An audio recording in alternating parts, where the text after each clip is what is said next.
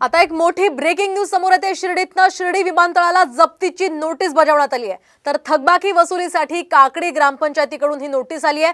तर विमानतळ प्रशासनाकडून आता 8.5 कोटींची थकबाकी वसूल करण्यात येणार आहे। 2016 सालापासून विमानतळाकडे ही थकबाकी आहे आणि करापोटी ठरलेले पैसे विमानतळ प्रशासनाने दिले नाहीयेत आणि त्यामुळे आता ग्रामपंचायत अधिनियमानुसार जप्तीची ही नोटीस बजावण्यात आली आहे।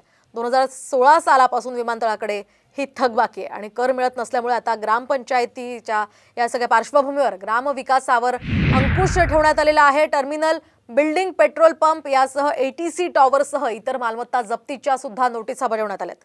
तर अनेकदा नोटीस बजावून सुद्धा थकबाकी भरत नसल्यामुळे शिर्डी विमानतळाला ही जप्तीची नोटीस आली आहे। या संदर्भात आपण अधिकची माहिती जाणून घेऊयात आमचे प्रतिनिधी सचिन बनसोडे यांच्याकडून। सचिन, काय अधिकची माहिती आहे?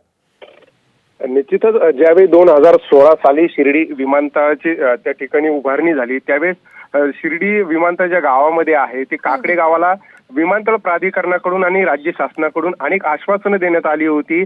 त्यात विविध विकास कामांसह जो ग्रामपंचायतचा कर आहे तो देखील वेळोवेळी दिला जाईल असं आश्वासन देण्यात आलं होतं। मात्र गेल्या अनेक वर्षांपासून हा कर थकला आहे आणि आता 8.5 कोटीच्या आसपास हा सगळा कर थकलेला आहे। ग्रामस्थांनी अनेकदा धन्यवाद सचिन दिलेल्या सविस्तर माहितीसाठी।